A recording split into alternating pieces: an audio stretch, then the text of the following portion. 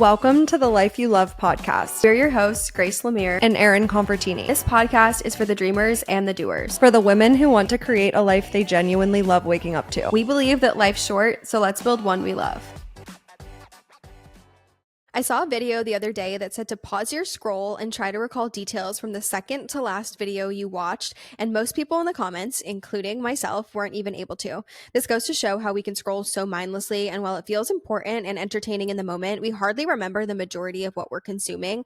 This leads us to question, why are we actually doom scrolling to begin with, and what purpose is it serving in our lives? For many of us, being glued to our phones for hours a day isn't what we want to be doing. We've just fallen into the trap of a dopamine addiction. So in today's episode, we're going to talk about how to get out of it. Yeah, I love the topic of this episode so much for so many reasons, but I feel like when I thought about this episode and we started to outline this, I was thinking about how we all start scrolling to fill some type of input, right? Like your output is when things are leaving your brain, and then your input are all of the things coming into your brain. And if you're constantly giving that output to your brain, but you're not filling it back up with more inputs, that's when you start to feel a little bit uninspired.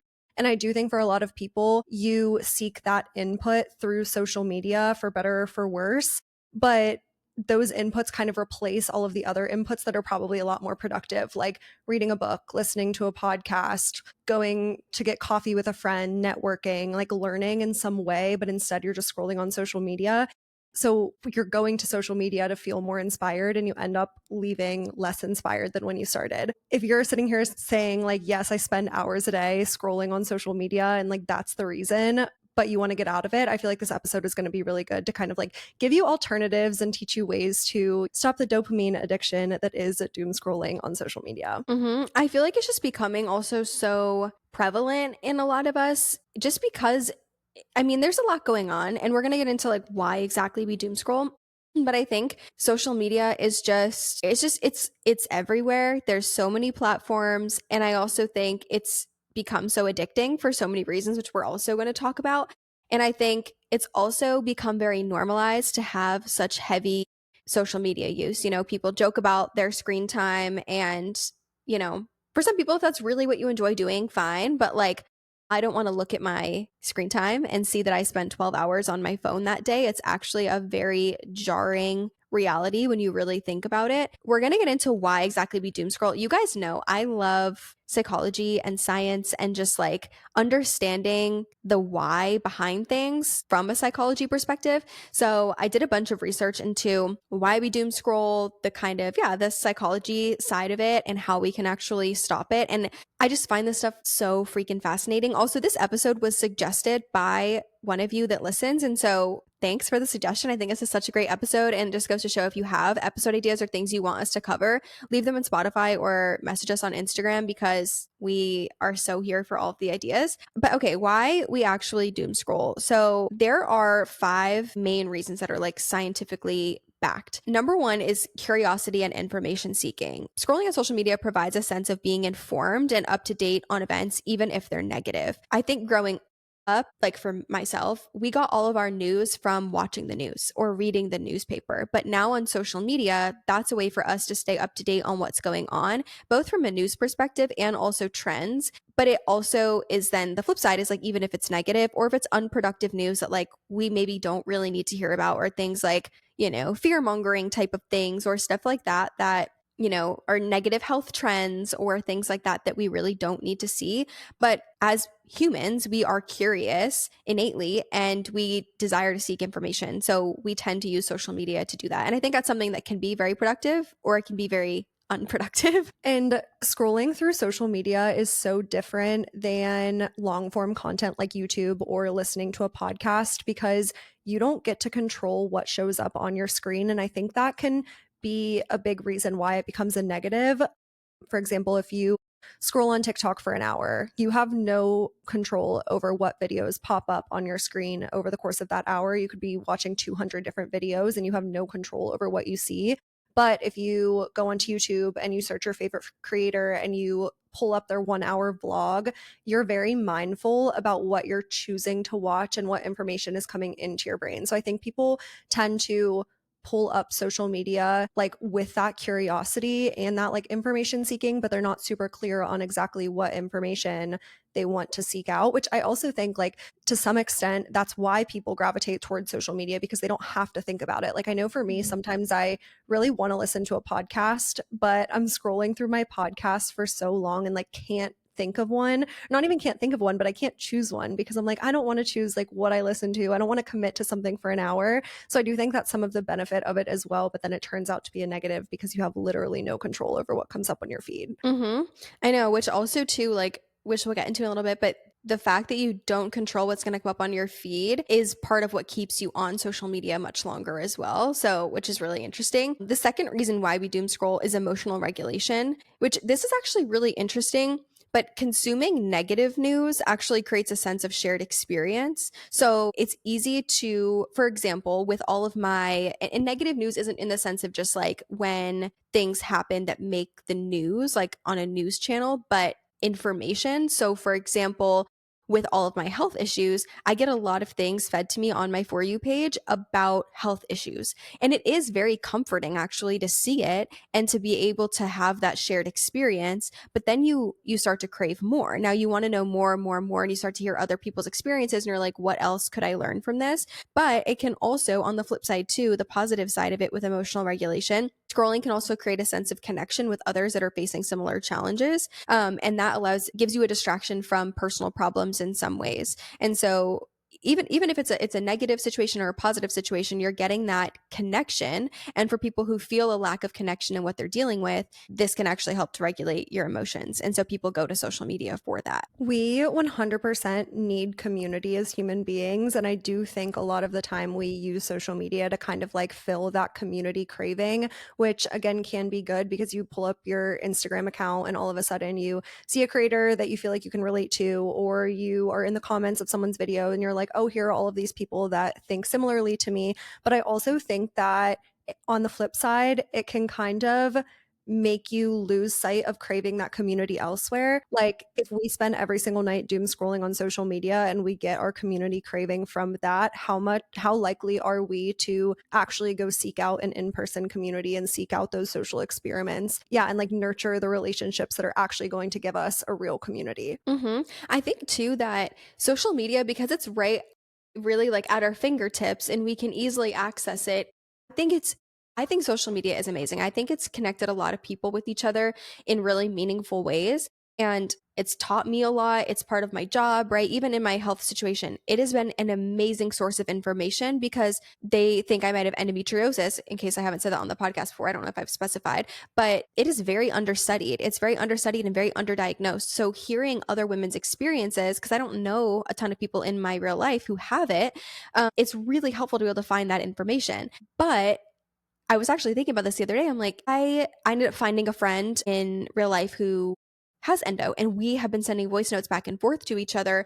And it has been so enlightening to hear her experience. And I thought to myself, I wonder if there are in person groups or something for people with chronic pain. Like, I was like, that would be really great to have some more friends in my real life who've gone through this, because I realized the only place that I was getting community with that aspect of my life was on social media.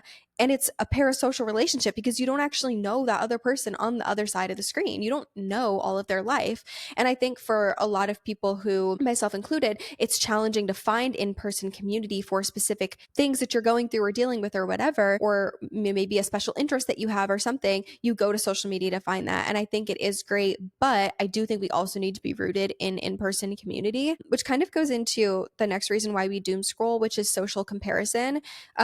We It's really easy to use social media to compare our own lives with people experiencing worse situations, which can make us feel better, and people who are, in better situations, which can actually just affirm, if you have a belief that you're behind or you're not enough or whatever, it can actually affirm that belief, which your brain actually can find that comforting. So then that can lead to this like perpetual cycle of basically confirming your belief that you're not enough, which is untrue. But we also can use it, which we talked about in this another episode. You can choose to use that comparison as a way to motivate yourself. I think that, well, this is very interesting fact is, I was researching this, actually I think it was like 3 years ago.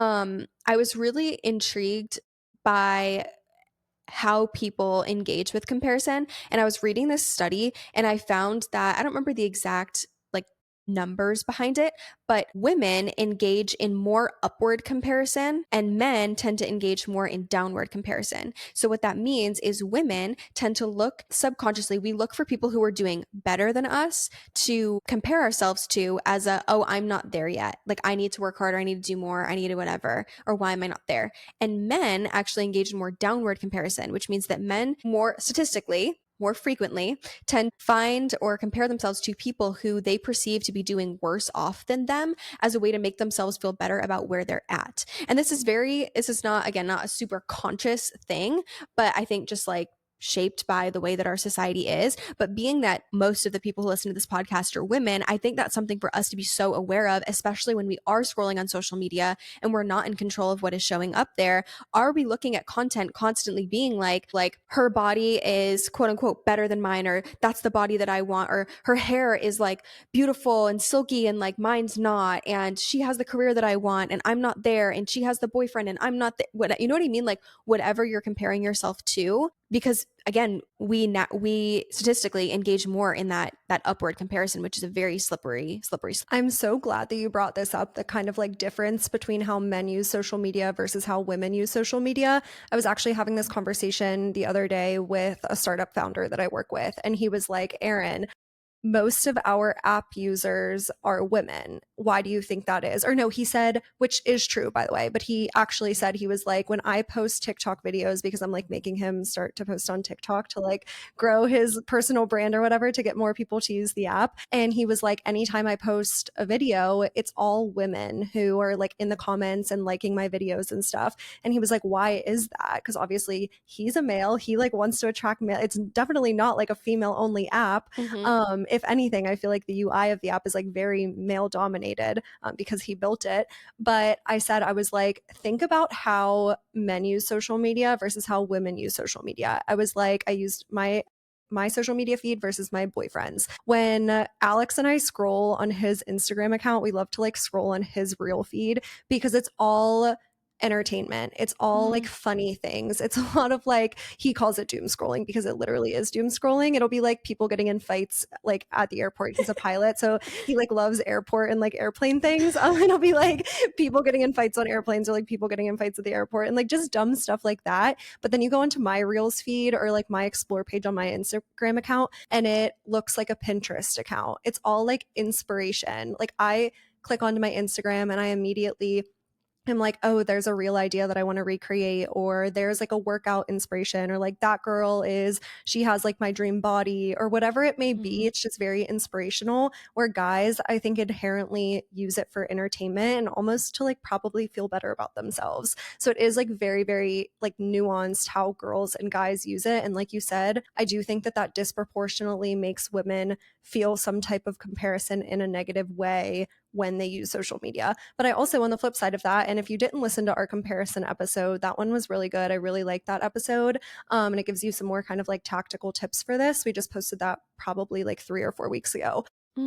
I also think that social media can be amazing for comparison, especially in topics where people don't typically talk about things openly in person. So money, for example, that's why money content is so popular, because you would never in your real life like be talking to 10 of your friends and be like, well, I'm in X amount of debt, or like, oh, I make this much. But in social media, you can go search for that and look at people who are talking openly about how much they make, their salaries at X position. They're talking openly about how much credit card debt they're in. Like you can find that comparison through social media because it's a little bit taboo to do that in your real life.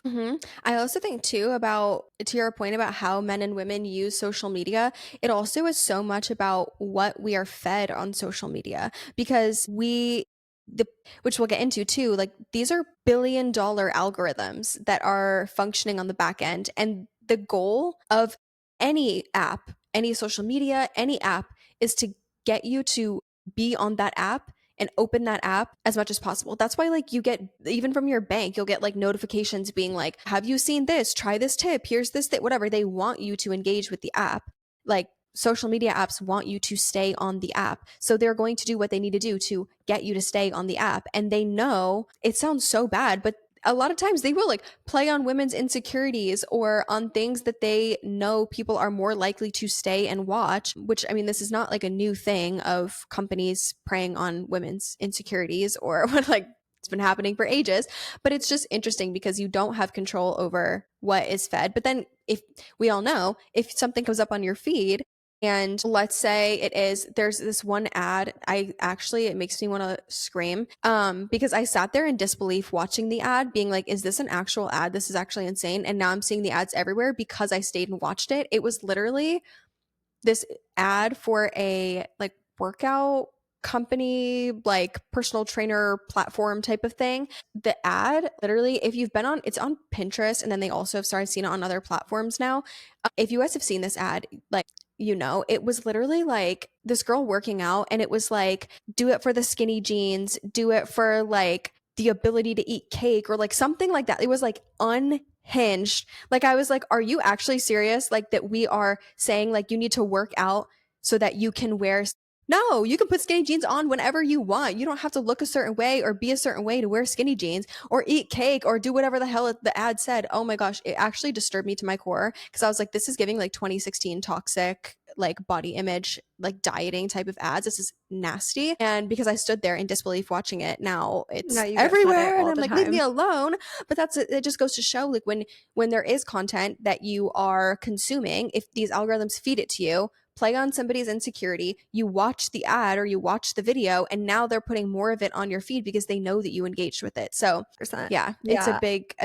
The next one, we're going to touch on addiction last because we have a whole section on like why social media is so addicting and like why it can be super unproductive. The last one before we get into that is avoidance, which is to avoid dealing with our own emotions or uncomfortable situations. But I also think that this goes like a little bit past even that. Literally avoidance on like your day-to-day responsibilities. Yeah. Like how many times do you lay in bed scrolling on social media because you don't want to get up and do what you have to do that day? Or how many times are you at your desk working and you pull up your phone and all of a sudden you're on Instagram because you don't want to do the task that you're about to do? I feel like we waste so much time throughout the day doing this, like clicking onto Instagram for no reason or clicking onto TikTok for no reason. Like the intention isn't to sit there and doom scroll for 30 minutes, but you're avoiding something. So you pull up the app mindlessly, like you're not even really consciously thinking about it. And all of a sudden you just spent 20 minutes doing the thing that you like don't even realize that that's what you were going to do when you picked up your phone. So I feel like the avoidance thing can be so prevalent if you're not careful about it. Oh yeah, it can be an avoidance of like, you know, emotions that you don't want to deal with, or you're just trying to numb some sort of emotion that you're feeling. But it can also just be, yeah, like I genuinely want the entertainment and I don't want to do the other thing that I know I need to do. And so I'm just avoiding that and enjoying this entertainment, which I also think comes back to discipline, which I feel like we have episodes about discipline, but it's like, if you know, for example, which we'll talk about later, I don't like to sleep with my phone in my bedroom. I've been using it as an alarm recently. So for some days that I want to get up a little bit earlier. And so I've had my phone in my bedroom, but I can't do that because if I'll keep my phone and then I'll scroll before bed. I have time limits on my apps too, so I don't do this very often, but some nights I will scroll and it's just like you're just enjoying the entertainment, and all of a sudden an hour has gone by and now it's 12 o'clock at night and you're like, okay, I need to wake up in 7 hours. Now I'm not getting a full night of sleep. And there is an element of discipline where it's like, I want to sit here and scroll, but I know that I need to put my phone down and go to bed, so I'm going to. But we'll talk about later why it's actually like so hard to break that habit. But yeah, the reason why we doom scroll is addiction. And basically it's just that social media triggers the brain's reward system, which makes it really addictive to keep on scrolling. You get a dopamine rush, and that gives you like a temporary sense of excitement and fulfillment. And that keeps you wanting more and more and more. And this actually reminding me too, as I'm saying the word dopamine, about, you know, that trend that was like my dopamine menu or whatever, and people were sharing little things they love that bring them dopamine. I think that is probably such a good, like, it's like what brings you excitement and joy and fulfillment and true dopamine other than scrolling on social media. I think sometimes I see those dopamine menu kind of videos and it's like people are like, oh, well, you know, like cooking or, you know, organizing something or reading a book, but it might be going like a level further. Like, for example, maybe for me, like cooking brings me joy and peace, but it doesn't necessarily bring me like laughter, right? I'm not laughing while I'm cooking. I like going on social media. I like to laugh. Like I want to like be laughing. So maybe instead of scrolling on social media, I'm watching a 30-minute TV show like Impractical Jokers or something, right? Like something that's going to make me laugh. Or maybe I'm going to a comedy club and doing that if that's the feeling that I'm seeking. So I think sometimes people are like, oh, there's so many other things that give you dopamine, but sometimes we have to go a level deeper as to like, what am I seeking on social media and how can I find something that gives me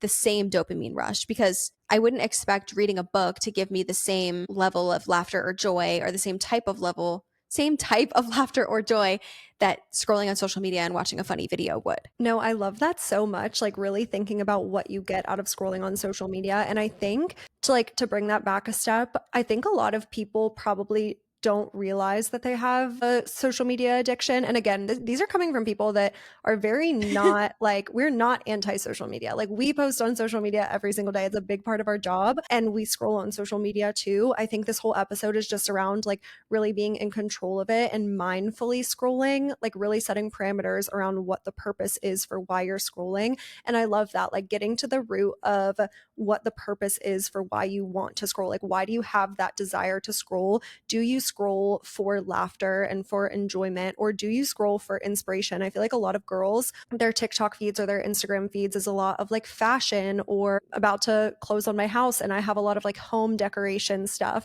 and it's a lot of inspiration. But for me, Pinterest kind of gives me that same, like not the same thing that I'm Mm-hmm. looking for because I am looking for that inspiration. Or I could maybe go watch a 1 hour YouTube video on like home decoration tips or whatever it may be, or someone's vlog of them Go like walk decorating their walk through home. IKEA. Go walk through a showroom. Yeah, I have seen like the big tip of if you want to stop scrolling on social media for short form content, the easiest way to replace that is to start watching long form YouTube vlogs and like literally put them on your TV. Like don't even have your phone on your hand, have it on your TV because then you're more likely to do something else in conjunction. Maybe it's clean or cook or whatever it may be. But I would say for a lot of people, they don't necessarily recognize that they have a social media addiction because it's just taking up white space in these little kind of like micro moments in your day. Like when you are laying down before bed or you are cooking dinner and you're waiting for the oven to preheat, or when you are like avoiding a task at work.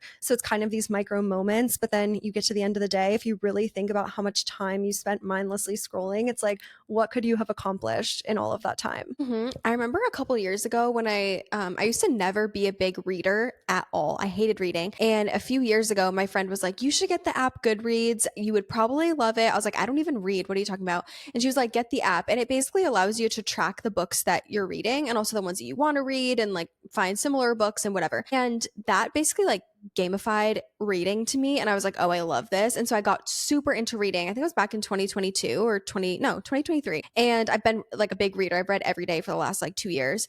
And that year, I remember I was reading books on Libby, which is like a library app. You get like the ebooks through your library. And I remember telling myself, I'm like, I'm going to challenge myself to, instead of anytime I feel like I'm going to go open social media in a moment when I really don't need it, I'm going to challenge myself to read instead. So I'm not even joking. I started to catch myself opening my social media apps in the randomest moments. Like, for example, one thing I would always do is at the grocery store, because I don't know if I was still doing Instacart, and I don't think I was doing Instacart at that time, but I remember being in this one grocery store that I always used to Instacart at when I was still doing that. And I remember standing in the line, there was a long line, and instead of standing there and scrolling, I literally opened to Libby and I read like 10 pages of the app of the book because it was like there were really long lines. When I would get to an appointment early and sitting in my car instead of going on social media, I would read, or in between sets at the gym, I would literally read on the treadmill. I'd prop my phone up and I would read. I read like 40 books that year or something. And the year prior, I read zero. Like I filled so many moments with reading. And what I started to realize was that it wasn't actually social media that I was like craving. It was something to make the time go faster because it was a lot of these like micro moments. And then I thought to myself, what is so important that I need to be on there to see that?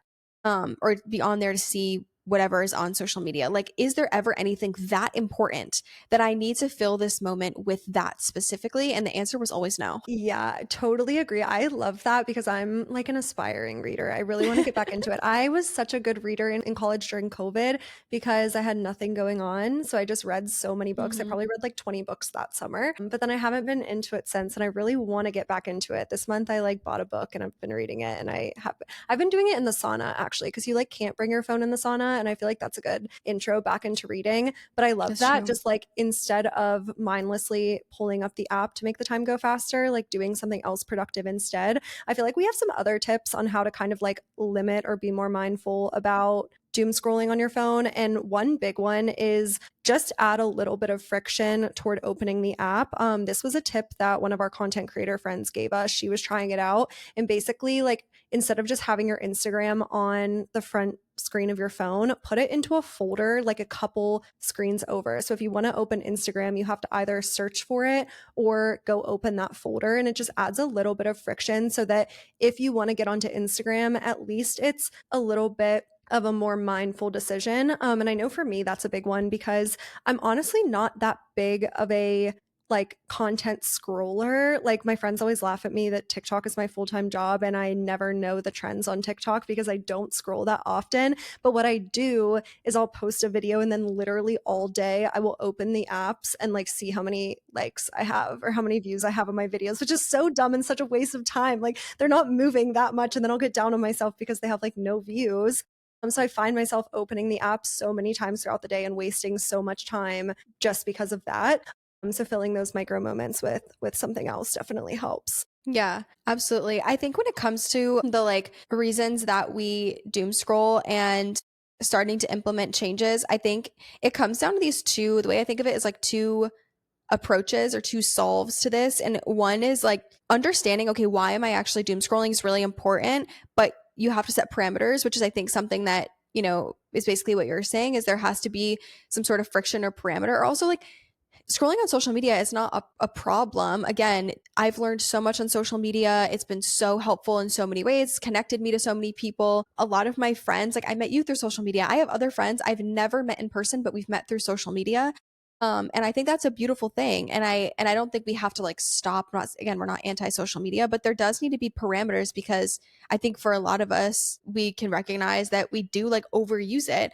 Um, and I think the other thing behind it is that there might be something emotional that you need to solve, right? Like, for example, I know when I'm stressed, I tend to scroll on social media more because, or if I'm overwhelmed with my health situation or work or whatever, I will scroll because it's mindless and it takes my brain off of what I'm dealing with.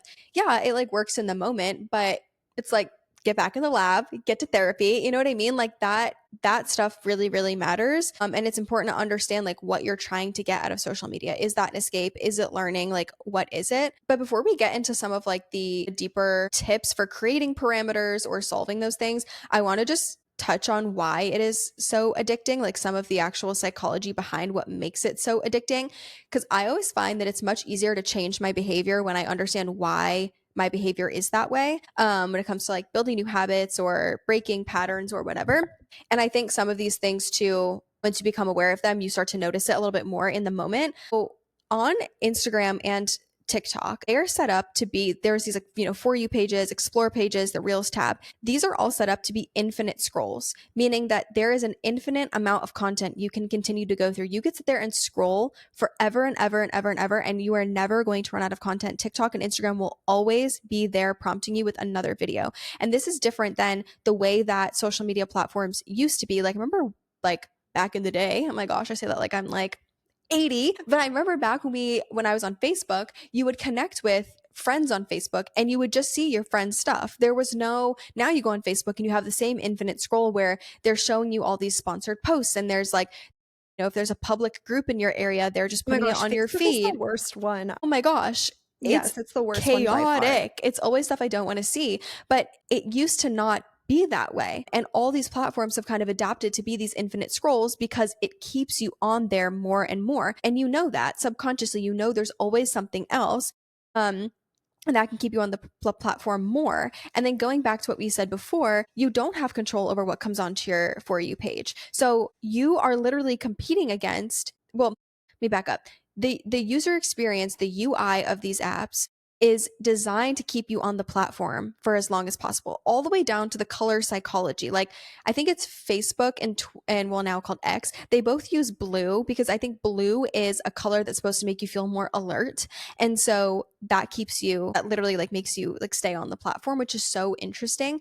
But these platforms are designed to keep you on there. So yes, the infinite scroll, and then again, the $1 billion algorithm behind it that is feeding you continuous content that it knows you'll be interested in, that it knows will keep you on the app. And you know that too. You know, if I continue to scroll, I'm probably going to see content that's funnier and funnier and funnier, or things that are more and more helpful, or things that inspire me more. And it makes it very, very difficult to actually stop yourself. And from a creator's perspective, they make it enticing and they reward creators for making content that makes you want to keep scrolling. I know on Instagram right now they're saying like keep your videos to around 30 seconds because 30 seconds is the ideal time for people to be able to watch your video, ingest what you say, but then it doesn't prevent them from scrolling more. Where if you have a bunch of videos that are like 2 minutes long, that doesn't encourage a ton of scroll behavior. So they want creators to make shorter videos. And then on TikTok, they do encourage a little bit of a longer video. However, they released the 2x speed function. So like literally, this is so bad that my ADHD brain can't watch a video in 1x speed. I watch everything in 2x speed, which I'm trying to stop doing, like podcasts and YouTube. I'm trying to just listen to it in regular speed because I think it makes me talk a lot faster. Yeah. But I literally watch everything in 2x speed. So they're encouraging people to watch a video very quickly and then continue scrolling. Mm-hmm. Even now on TikTok, well, Instagram added the 2x thing. You can press and hold down, but now you can on TikTok, you can press and hold and then drag down and it'll lock the 2x speed. There's even an auto scroll thing where you can have it just scroll for you, which is crazy. And I don't know if you guys know this too, but I just found out about this recently. Even on, this isn't a social media app, but just goes to show how much this is becoming like a thing everywhere. If you send voice notes on your iPhone, you can press and hold on the play button and then you can put it in 1x So speed I or listen to 2x every speed. voice memo in 2x speed, which that is a great invention because some of my friends will send me literally 10-minute long voice memos. And I'm like, Yeah. I probably don't need to know all of this. Yes, my best friend and I, we literally send about 30 minutes of voice notes to each other every couple of days. It's actually crazy, but we both talk so fast. I'm like, I don't think I could put this in 2x speed, but some people talk slow. So I'm like, speed it up. But it just goes to show like a lot of these platforms are really starting to be shaped around like how can people get more information faster and then keep them scrolling, which is really interesting. Also too, apps, which I just talked about this earlier too with banking apps, for example, but I have notifications turned off on almost every app on my phone. I don't want notifications at all. If someone needs to reach me and you don't have my phone number, then you don't need to reach me that bad. So I turn off notifications for TikTok, Instagram. I have them off for like WhatsApp, GroupMe, like, and I'm in some groups, but I'm like, again, if you really need to reach me, you will text me, because apps time notifications to maximize your engagement. The goal is to get you on their app and opening it. So they will send, yes, they'll send, if someone messages you, obviously you'll get that notification right then and there. But then that's why you get those like, for example, I'm doing a fantasy football with my friends this year. I get notifications all the time being like literally earlier, bad game or bad sign. And it's like about, this player and his week 1 disappointments, it's designed to make me open it to see, oh my gosh, is one of my players in this roundup of people that I should be paying attention to. And so I think that's something to think about as well. And same with your For You page, it's all designed to keep you on there longer. And then the one thing I thought was really intriguing about this, and about this is applied to a lot of areas, not just social media, but I found that scrolling actually creates what's called a variable reward schedule, which sounds like really complex. But the definition is it's when a desired behavior is reinforced after an unpredictable number of responses. And this is really interesting. This is why people who do slot machines are always like, just one more, maybe just one more, or same thing with social media where we're like, just one more video, one more video.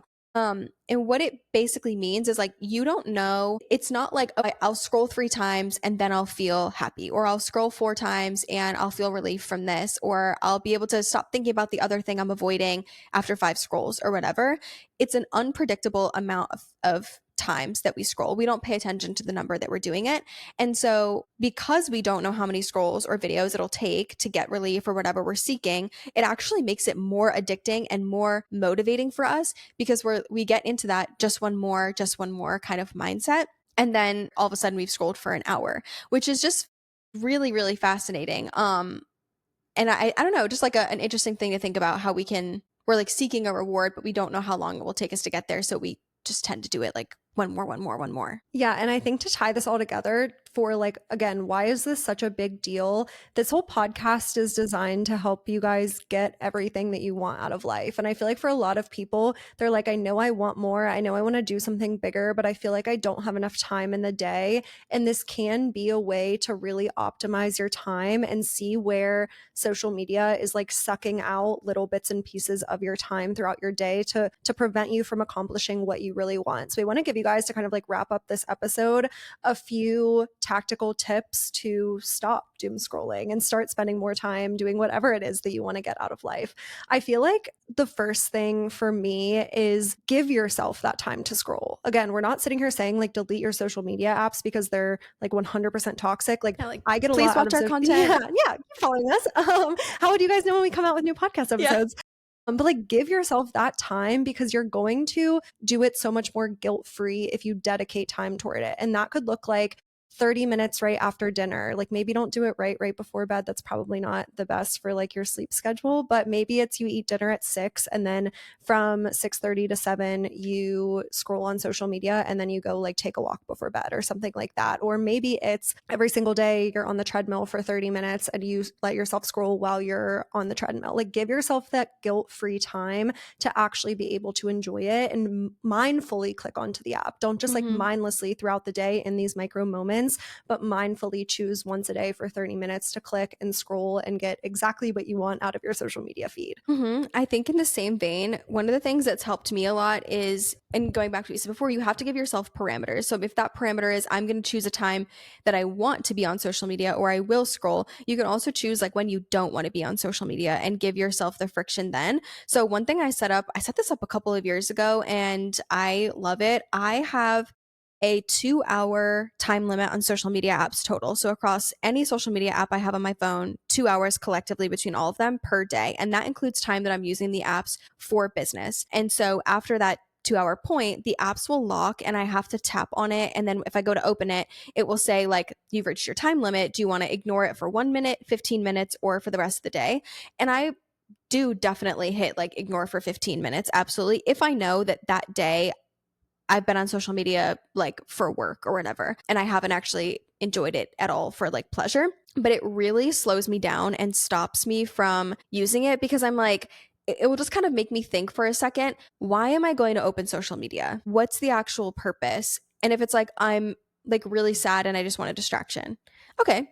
Like, you know what? Fine. Yeah. Like when it's, it's 9 p.m. and I'm sad. Okay. Like what am I going to go do? Go for a walk at 9 p.m.? No, but if it's like other times where I'm like, or I don't want to do my work and I want a distraction. Okay, no. We're gonna, or I'll say, I'll let myself have 15 minutes. And then when the time limit is up for 15 minutes, then I'm done. And so then the app locks again and then I'm not going to touch it again. But also I have all of my apps, every app on my phone shuts off at like 7 or 8. Like they all lock at, I think it's 7 or maybe 8. And they don't come back on until 8:30 the next morning. So for any app, if it is 8 p.m. and I go to open my fantasy app or GroupMe, or even if it's just like even the weather app locks, guys. The weather app literally locks. It's like, and you know what's weird about the weather app is the one app that I'm not allowed to ignore the time limit. Like it will not let me in no matter what. Yeah, I don't really understand. I'm not sure. That's like when you want to know the weather. No, it's like, I know. Out my gym clothes for the next morning. Like, what should I wear? So I have to Google it. And just ignore the time limit on Google. But it really just like forces me to slow down. And also in the morning too, I really like it because one of the other things that helps me stop doom scrolling and like being on my phone all the time, and I've talked about this before, but I don't sleep with my phone in my bedroom. I have been a little bit lately because like I said, I've been using it as an alarm, but I usually don't wake up to an alarm at all. And so for the last I think when I moved into my apartment in Massachusetts, like back in January 2024 is when I started doing this. I would I would literally put my phone, it would charge in the kitchen. I didn't have it in my bedroom at all. And I literally was so adamant about not allowing it in my bedroom. I don't even allow a TV in my bedroom. I hardly bring my laptop in my bedroom. The one piece of tech I have in there is my iPad because I read on my iPad before I go to bed. But it is so helpful because then it doesn't even give you the option to like open Instagram first thing when you wake up in the morning. It doesn't give you the option to scroll up until you close your eyes. And I think it also creates like a healthy boundary where it's like I know when I got the best sleep of my life was when I stopped keeping my phone in my bedroom because my bedroom, I mean, was solely for sleeping. And that's really good for your sleep and everything. But I think that has really helped. So then when I wake up in the morning, my phone's not in my bedroom. I'm going to get ready. And then by the time I come out to the kitchen, I'm like, I don't really actually have the desire to open Instagram anymore at this point. But even when I try to, or open any apps, I'm like, do I really need my phone at 8 a.m. or can I just wait till 8:30? And then I just wait till 8:30 because I always think to myself, what is so important on any of these apps that I cannot wait 30 minutes for it? And if it really is that important, like I need to check an email or whatever, fine. But 9 times out of 10, it's never that serious. Yeah, I love that. Filling your morning routine with something else other than scrolling is so important. Like, give yourself something to do other than that. I know for me, it's really easy because as soon as I wake up, I have to take Bella outside. So, like, I'm taking a walk first thing in the morning, every single morning, because I literally have to. Like, she has to go outside. So, because of that, it really is an hour before I did my skincare and I brushed my teeth and I took Bella out and I came back and I fed her. And then all of a sudden it's an hour after I woke up. And if I want to check my apps, like I check my apps. But I think that goes hand in hand with what I was talking about at the beginning with like filling your brain with better inputs. Because for a lot of us, we probably have replaced good inputs like reading books or listening to podcasts or learning in some capacity with scrolling on social media. So really make it a point, especially in the morning, because whatever you do in the morning sets you up for how you're going to spend the rest of your day. So if you spend the beginning of your day scrolling through social media for 30 minutes to an hour while you're still in bed, that's probably you're more likely to continue scrolling through social media at little points throughout your day.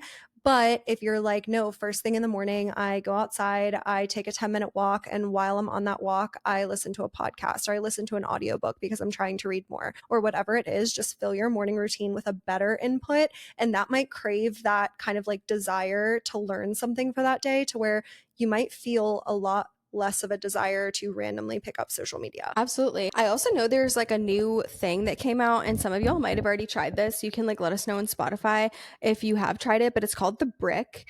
And it is basically, I was looking it up today because I was really curious. It's $59, which seems a little hefty, but I feel like we've all spent money on stupider things. But it's $59 and it's literally a little like physical block almost. It looks kind of like a like mini like portable charger type of thing that you can tap your phone against and it will stop whichever apps you want to be blocked during that time. So like you literally tap your phone and then it'll be like, okay, like do you want to block for work, block for sleep? And you can set up different things to where, okay, when I want to block for work or whatever, it will block these specific apps, or you can just have it like block everything or whatever. And then you're supposed to place the brick out of reach, like you put it somewhere else. And because it's a physical device, the only way to unbrick your phone is what they call it, is to tap the brick again. So the idea is, okay, if you're like, I don't want to use social media when I'm on my walk, I don't even want to be tempted, I want to turn all my notifications off or whatever for the next hour, you can brick your phone, leave the brick at home, go on your walk, and then like you literally cannot unbrick your phone like at that point. Like there's nothing you can do. You have to just like physically get the brick. So you don't really have an option. I think it's like an interesting idea. It also tracks how long you stay bricked. So there'll be like a little timer that will show how long it's been, which I think could be a really cool challenge for people who are like, I wonder how long I could go without Instagram or without this, or I want to do a 21-day fast of Instagram. I mean, you could just delete the app on your phone or something. But if for whatever reason you didn't want to delete it and delete the data and stuff, like then maybe you just brick it or you set it up to, I think you can set up like the time limits, kind of how you have it, how I have them on my phone. I'm sure you could do like, okay, on Sundays, I don't want to go on social media, or on the weekends, I don't want to go on social media, or during the week, I'm not going to go on social media or whatever. And so you just like block them Monday through Friday or whatever. But you could also brick them too if you like find yourself just because whenever I talk about the time limits, people are like, I always just do like ignore, ignore, ignore, ignore. So I think the brick could probably be Yeah. good for people No, that who is do a that. good way to give yourself some discipline at the beginning. I feel like the equivalent is if you're trying to start working out, like scheduling a workout class, because Mm-hmm. then you can cancel it, but there's a lot of friction to cancel it. So you're probably Mm-hmm. not going to. But the last thing that we'll say to kind of like wrap up this episode is in our like stop doom scrolling and like stop the dopamine addiction is you need to get some hobbies and you need to get out of the house. And I am Mm-hmm. totally talking to myself with this one too, because I go through phases where I like hate leaving the house and I will do literally anything other than leaving the house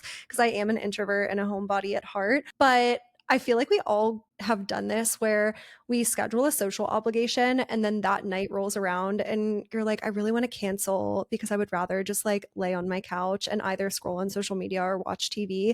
And we need to stop doing that. Like, we literally need to stop doing that. I saw an Instagram reel the other day that was saying something along the lines of just like relationships are annoying to nurture sometimes, but you have to do it. Like, there are going to be times when you don't feel like getting out of your house and like hanging out with people or going on that walk with a friend or getting dinner. It is going to be annoying, but you always feel better when you do it. We need to stop like canceling things like that to stay in our house and just scroll on social media. Mm-hmm. I also think too, just have even hobbies that aren't even outside the house, but that are inside your house that you like. Like scrolling on social media is not a hobby. It's not. Like, is creating content maybe on social media a hobby?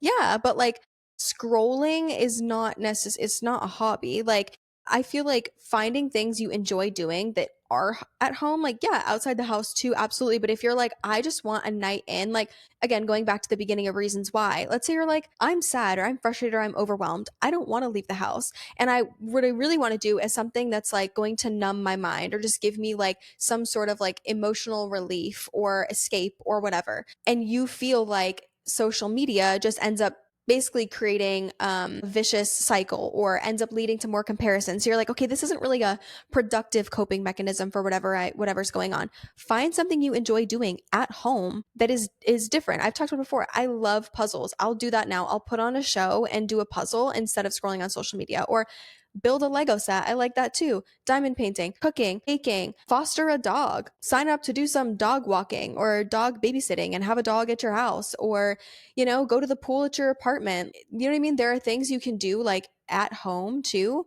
that may give you a similar escape or feeling that don't even require you putting on real clothes and leaving, or that you could do right before bed instead of doom scrolling till 1 in the morning?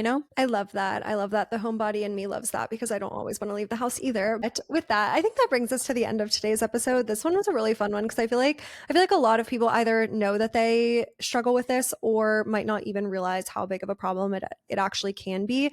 And there are a lot more things that you can be spending your time on, productive and also unproductive, strictly for enjoyment purposes. Let us know in Spotify if you like this episode. You can also leave any episode ideas in Spotify for us. Like we said, this episode came from someone DMing us and asking us to talk about this on a podcast episode. So we love your ideas. We love when we don't have to come up with episode ideas every single week and you guys give them to us.